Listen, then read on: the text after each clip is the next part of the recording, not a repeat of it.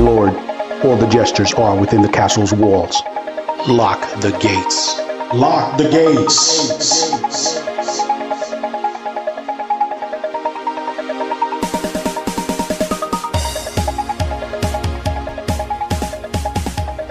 Welcome back, everyone. This is Daniel. I am here with my brother, John.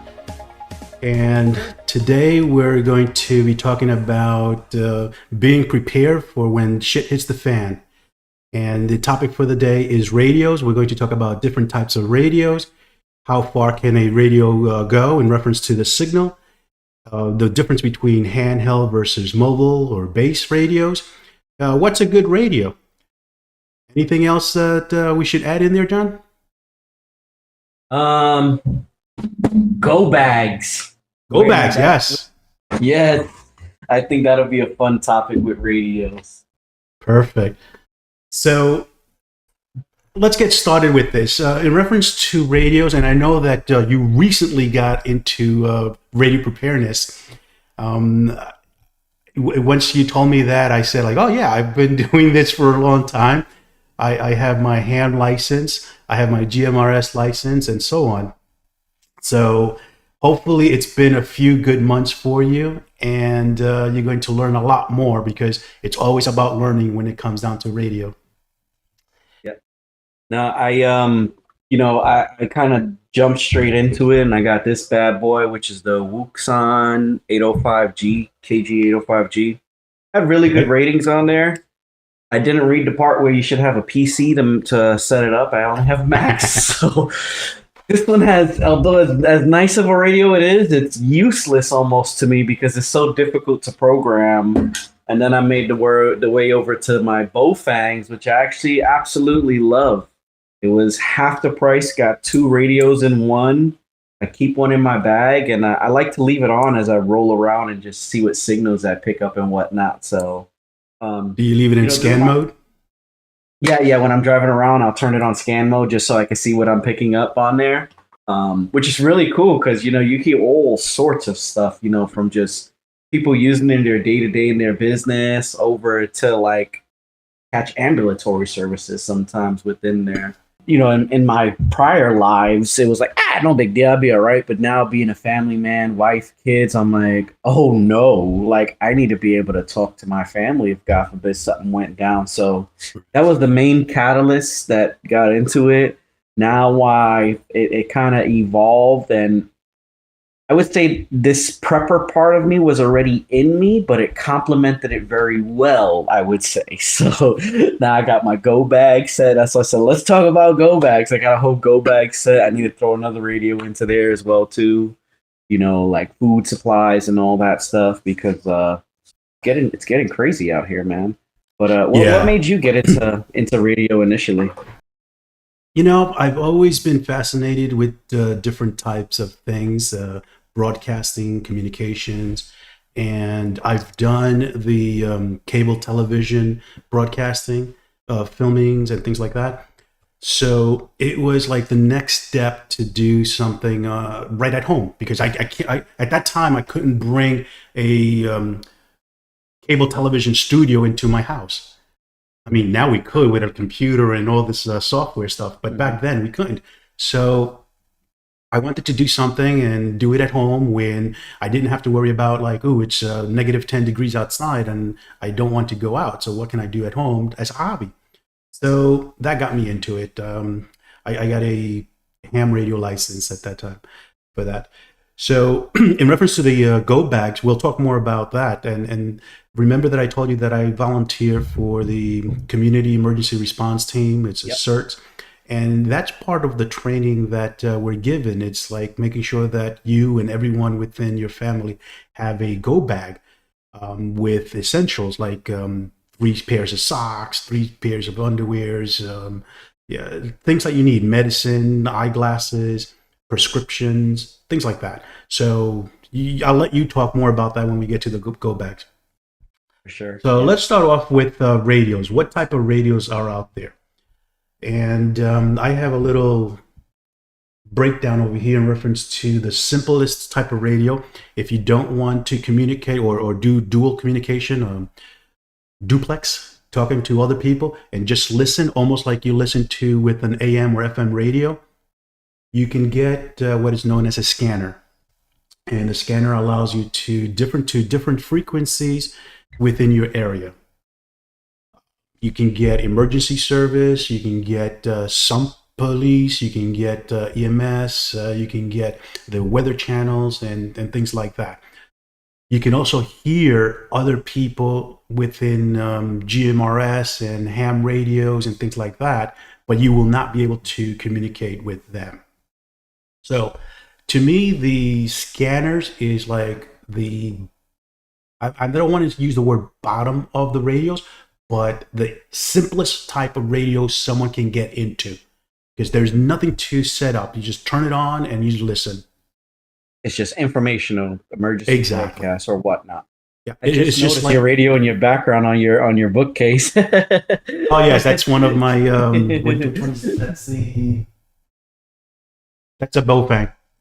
Is it powered on 24/7, or is that just its hangout? I leave it there because there is a little timer somewhere down here that it automatically recharges the battery every day. So if I need to just pick it up and go on with that one, put it in a bag, I have a full charge battery. I also have like 3 extra batteries for that one, which I keep in a bag and I swap. So I put it to charge on the charger there, and there's always charge. I have a mini antenna for that one. But this antenna basically only allows me to receive. I could send, but you won't be able to hear me like more than half a mile on that. Gotcha. So my Bofang came with 2 tiny ones like this, 2 of these guys, and then 1 like whipper. I was looking it up. The whipper to this isn't really much of a difference, and this is a lot easier to have around. But the little ones, I just assumed they were no good. But sorry, I made you go off on a tangent a little bit there. No, that's fine. Some folks want to hear a little bit more about the scanner piece. Who would be the ideal person to have a scanner? Why would anyone want that? It seems to be like you're just hearing. You're not going to be able to tell anyone, hey, help me, or hey, give me an update. Well, remember that a lot of people just don't want to talk. So they just want the information and be prepared. So if you have someone like that, or if you have an older person who cannot deal with the technology and just wants to turn on the knob and listen what's going on, that's the type of person that should get a scanner. And again, it's so simple. You just turn it on and listen to it. And you can set it programmed. You can have it programmed so that if there is a weather emergency or weather alert, you can get that information right on that radio, on that scanner. Same way that we get it on the phones, but what happens when the phones go dead? No, and so I guess, and this is my, my amateurness, I guess you can say, in the radio world coming in. How does that work? So, I'm a part of a couple of repeater groups that, you have to pay for subscription to get the proper tones. So you get your access pass to listen in. What about those folks on those scanners? Are they just relying on public broadcasts, or in the event of emergency, do all those tones kind of disappear? So for scanners, if the frequency is opened, there is no tones that the person needs. You just turn it on, just like you're dialing an FM radio, and then you just put it to this frequency or the station that you want to listen to. And that's where it comes in. But that's it. Nothing special about tones or anything else. So the next thing that I want to talk about in reference to radios and reference to communication is CBs, known as citizen band. Just like a scanner, a CB, you do not need a license. CB are the trucker radios, right? It was mainly known as a trucker thing back in the 70s. Gotcha. And you hear a lot of it with Smokey and the Bandit, the movie, because they were on the road. But CB is basically citizens band. And if you were around in the 70s, you had a CB in your house, you had a CB in your car, you had a CB everywhere. It was fun. That was just the thing. It was the only type of communication with the people in the area. That's awesome. So it was nice. I enjoyed it.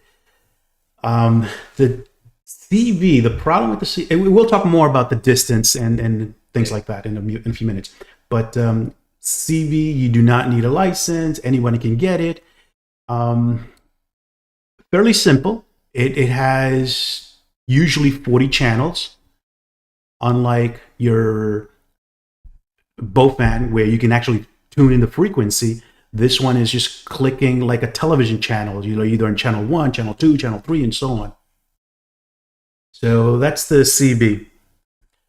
The next level, in reference to the person that wants to be prepared to listen in, and by the way, the CB, you can also talk and listen.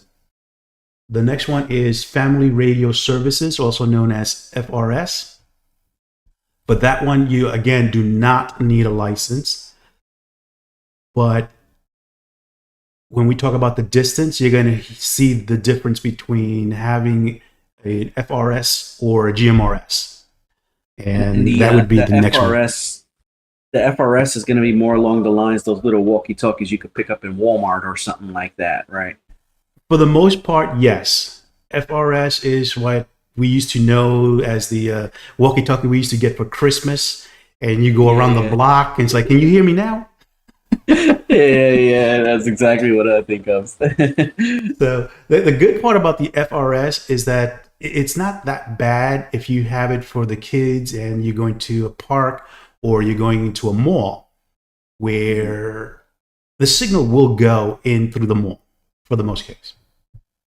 The next one, I was gonna say, when my family and I went camping a couple months back, I had picked up 2 of those FRS because I was feeling super nostalgic. I was like, I used to use all these all the time when I was a kid, like running around the neighborhood with them and stuff.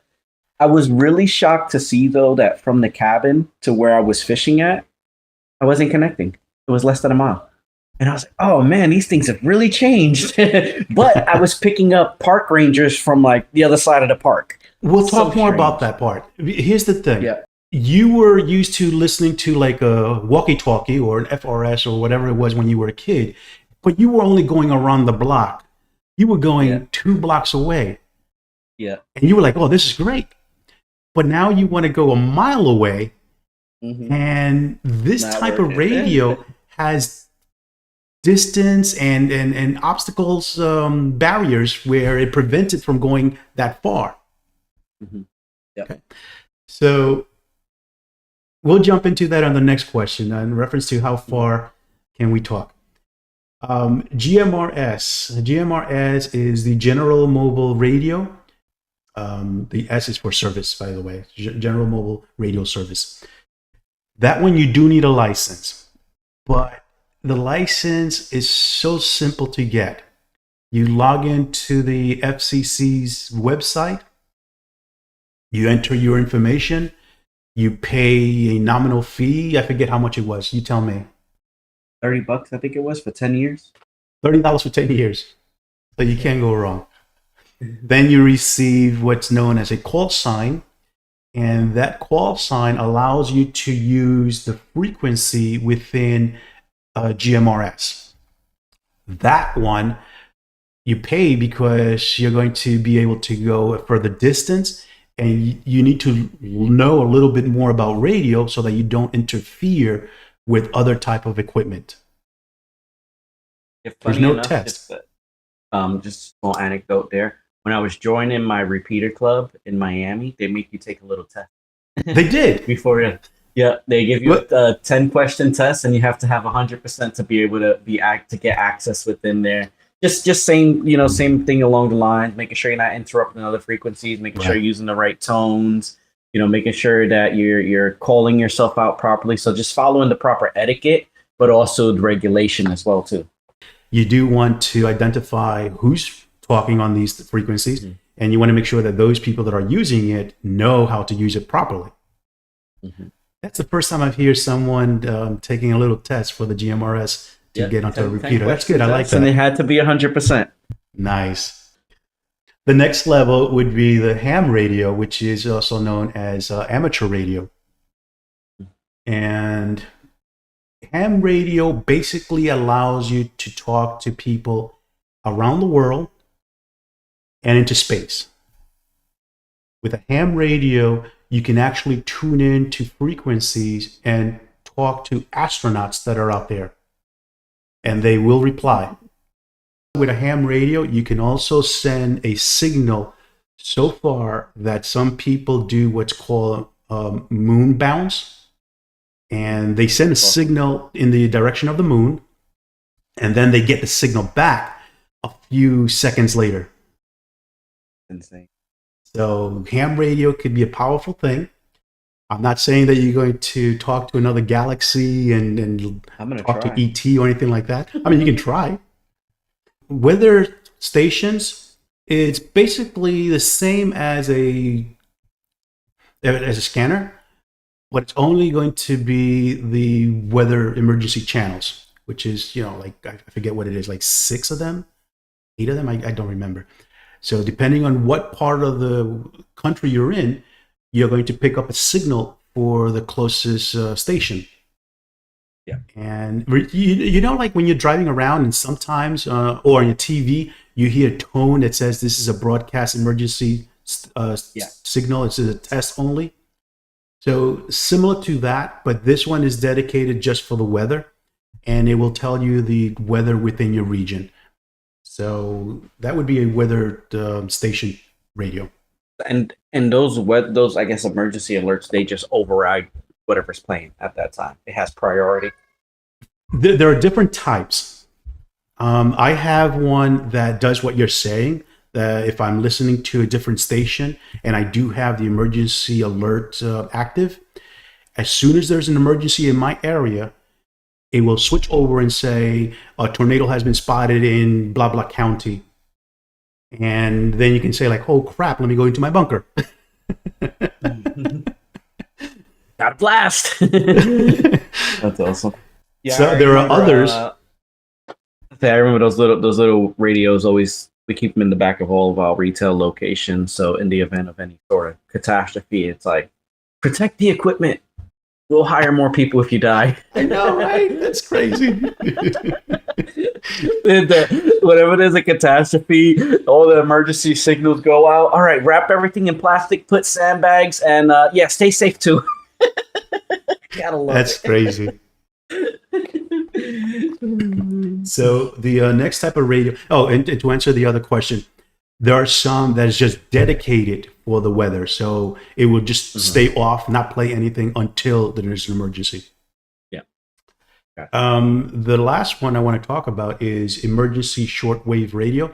It's not really emergency, but it's just shortwave radio. And shortwave is a signal that allows you to bounce up and down from Earth to the atmosphere back to Earth. And because of that wave, it allows you to send a signal with very low, very low power around the world. There might be a delay, but if you want to listen to a shortwave radio station in Spain, you can do that. Yeah. You want to listen to something in Cuba, you can do that. I never considered. I always knew the shortwave radio, was defined by the shorter wavelength and how it's bouncing, but I never considered what it bounced off of. It's like, what does it bounce off of? So the atmosphere has different types of layers. That layer, depending on the day, with the sunlight, it's either thicker or less. So it bounces off that type of layer. Pretty cool. So emergency radios, shortwave radio, is a pretty good thing to have. Shortwave radio is like, the cheap one is like $30. And again, the good part is that anywhere around the world, you can listen to stations. Here's the problem with shortwave radio. If you do get one that is digital, because scanning through thousands and thousands of frequencies, it's going to be, it's horrible. It's like doing it manually. That's funny. With the digital one, you can press a button and it'll do a scan and pick up all the most powerful frequencies in the area or that you're picking up. Yeah. Which one's worth the money, right? For someone who doesn't exactly want to sit there and do their own broadcast, but you don't want to be informed in the event of something happen, which of the different radio types would you recommend as far as versatility, affordability, and functionality? If you don't go through each one separately, just overall, what's your best pick? I mean, I'm a ham radio operator, so I'm going to go with ham radio. Mm-hmm. But if you're saying for someone who wants to just get started and doesn't know anything just about a regular Joe Schmo who doesn't want to take a test or pay money, then the scanners is the easiest way to go. You get yourself a scanner, you turn it on, listen to what's in your area, enjoy that. But if you get hit by a tornado and you're stuck in your basement, you won't be able to send out a signal. The reality, yeah. The next thing would be... in reality, I would, sorry to cut you off, I would honestly probably say like, $3 a year to protect your life, right? That's how I look at GMRS, so that would definitely be my pick on it. Look, if you can't afford, and I don't mean to sound harsh here, right? But if you can't afford the $30 for 10 years, then, that tornado hitting you might not be so bad. Well, here's the thing. You could buy a GMRS radio, listen to it, correct. Yep. And in case of an emergency, legally you are allowed to transmit in order to save life. Is that the same on ham? What's that? Is that the same for ham radios? For any type of communication radio. Again, if it's life-threatening and you are sending a signal to save a life, you do not need to have the license. Good call out. Make sure that the person that you're calling for or yourself is basically dying. Because if not, the FCC is going to come and give fine. You die, buddy, or you think you'll be all right? Because I don't want to. let's just get this for a minute. Let's take our best guess. It's nothing but a scratch. Put a Band-Aid on it. Yeah, right. What movie is that from? I can't remember. That's Romeo and Juliet. When one of them gets stabbed, they says it's nothing but the scratch. Yeah. So distance. Each radio has a limit on how far it can transmit. Scanners, again, just like your FM radio, if you're too far, you can't pick anything up. CBs, it depends on the antenna and the terrain. So a CB would normally go 1 to 4, maybe 5 miles. And the reason I say depending on the antenna and the terrain is that it's basically clear sight. So if this antenna can see this antenna, you can communicate without a problem. If there is a mountain in between, that signal is going to be blocked by the mountain and not go through. Yeah. So there could be a building, there could be a little hill, there could be a little whatever, some sort of masking the antennas, but you still get the signal. But if it's too big of a block, it will not go through. Yeah. So that's actually it. That's why I was asking my question before about the cellular signals versus the actual radio signals within there, because that's actually the main difference of CDMA to GMRS with the cell phone world, right? CDMA, it can travel a little bit longer, but it gets blocked by more stuff. GMRS has more building penetration power, or it might be vice versa. Within, as far as the penetration power within buildings, getting into basements, really dense cities where you have multiple buildings back to back, that impacts the signal as well too. And we don't want to sit in a microwave and have an antenna on every 10 feet because who knows what would happen with us at that point. It's a lot of frequency. Right. We'll see what happens in a few years when our brain starts boiling because of all these radio frequencies. Let's finish up the radio. Yeah. FRS can give you approximately 2 miles. So now when you said you took it hiking and you couldn't, or camping, and you couldn't listen to your other person and you were only like a mile away, that had to do with the terrain.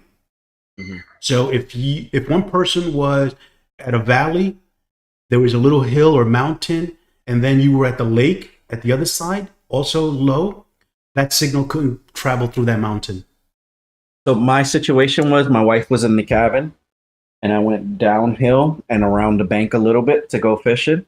As soon as I started going around that bank, so you got the hill that impacted, a bunch of trees and a bunch of like other cabins. They weren't really close to one another, but that's exactly when I seen that. I said, man, you know, I never dealt with cabins and hills and stuff in New York on our little bloop, bloop, where you at? You know, little types of whatnot fun there. So really good detail, really good call out. So that was the reason why you couldn't get a signal like 1 mile away.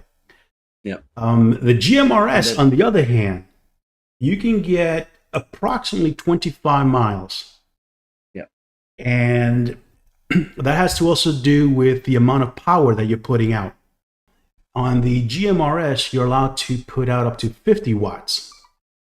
Now, the thing with GMRS is that you can do what's known as jumps with repeaters.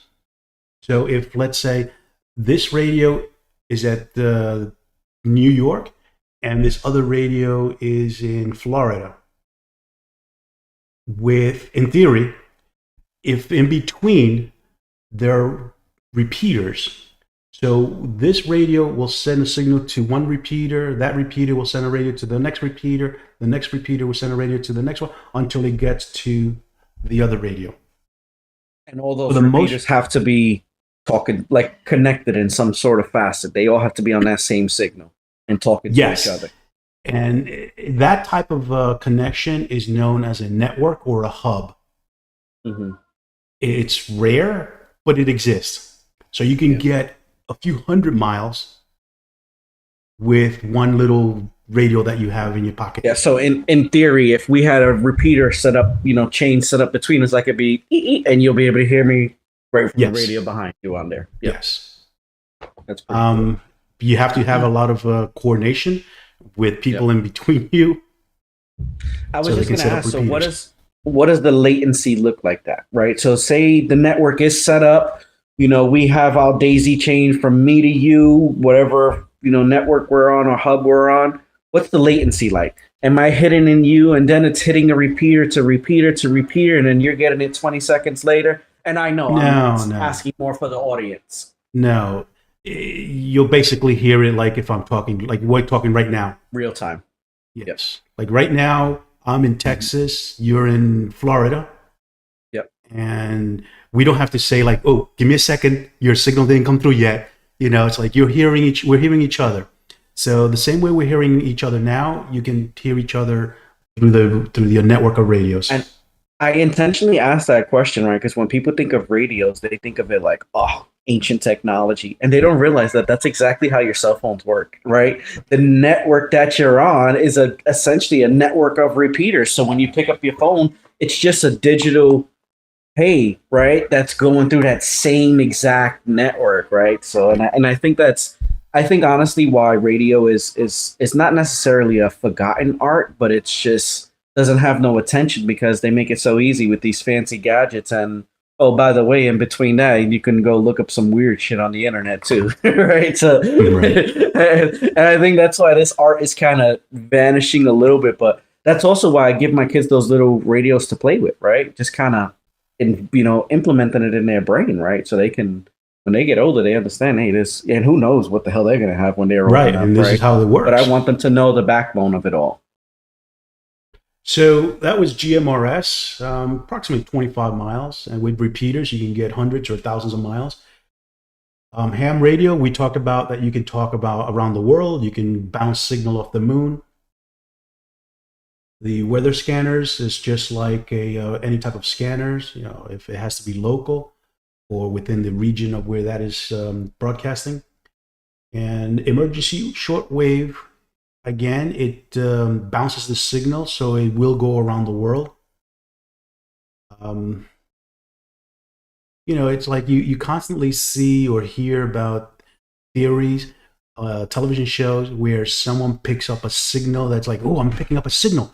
But it's like from 1942 because like the signal keeps bouncing around the world.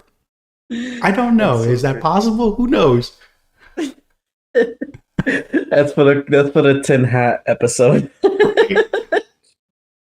Anyway, moving on. Handheld versus mobile versus base radio. Handheld, it's something that you hold in your hand and you can walk around with it. You have one, I have one. It's easy, simple. You put it in your bag, you go, and it's allows you to have a communication in the palm of your hand. The problem is that it does not have that much of a power to transmit long distance. And that's where mobile radio comes in. Because you connect your mobile radio to a more powerful battery, you connect it to a better antenna. So that mobile radio allows you to do, let's say 50 watts. It could be 100. And that 50 watts allows you to go miles and miles away with a good antenna. So that's the difference between handheld and mobile in reference to a base. If you have a bunker or if you have what's called a shack, go with a base. And today's base radios are so small that in reality, you can make it into a go box. So something this big, you can put it inside with a 12-volt battery. I don't know, weigh like 20 pounds, maybe less. And it'll give you base station, basically mobile. And in reference to antennas with the base, you can basically take a piece of wire in the park or wherever you are camping out and then stretch that wire a certain distance and allows you to have an antenna with that wire. Yep. Now, each frequency has a specific length on the wire. So something that you need to either do the math or have a little cheat sheet to know how many feet or inches you need for that base radio antenna. So now, when it comes to, like, you ever watched the movie, was it 2012? When I forget his name. When the meteors come? Yeah, and he's in Yellowstone Park. He's like, broadcasting on all radios, on all stations, and he got the big old backpack. So that, in a sense, is almost what you're talking about. He made a base station mobile because he packed all his crap into there, and he had it on his back and like a 20-foot antenna above him, and he's like, it's time on Earth. Right? So, I mean, in my opinion, like you said, if you have a bunker, go for a base. What's a good radio? I think the best way for me to answer something like that is to just put links either at the bottom of the podcast or the videos in YouTube or on the website and let people actually look at the type of radios that I like. And if you have some radios that you like, send me the links. I'll add it in there. And you know what? In reality, if they are affiliate links, that is fine, because if you can make $2, $5 out of something that you recommend, why not, right? Yeah, I'm sure my wife does that. She has all that stuff. We're getting so send me any affiliate links of radios that you like, and we'll add it to the website. For sure, man. How to keep your backup radio safe. There is a thing known as EMP, and the official EMP is electromagnetic energy, or it's a power that's going out from a signal like the sun, and that EMP can actually destroy any type of electronics. So if you do have a radio that you're keeping for when shit hits the fan, keep that radio inside a cage, Faraday cage, and that's basically inside a metal box, so that the signal from the MP cannot penetrate and destroy the electronics. So that is my conclusion in reference to ham radio. Anything else, people can go into our website, analyzethispodcast.com. they can look at the description of the link on the podcast that you're listening to, or if this is being viewed on YouTube, you can look at the description there, and we will have affiliate links or any type of other links of radios that I like and that John liked. John, you want to close it off? Hey, look, you might hear this whole podcast and say, "What the hell are these guys smoking?" Right? Look, I'm brand new to this as well too, and I sorry for my child. I'm brand new to this also, right? But once you take a step into it, it's actually very simplistic, right? Very straightforward, and it's a great resource, right? Same way we look towards having our lights on and our water running, you need to look to comms as well too, because you think you're gonna be around everyone you need to be when shit hits the fan, but in reality, more than likely you won't be, right? So have a contingency plan in place, have a way to communicate with one another, and just be prepared, right? I would always say, you'd rather have it and not need it than need it and not have it. So, as a new person stepping into this, at first I was like, well, god dang, this is a lot of information, right? But it's like riding a bike, right? Once you figure it out, you're good to go. So hop on those training wheels and make it happen. There you go. With that in mind, let's go ahead and close this. Our next episode is going to be about sports, Formula One, which I know nothing about.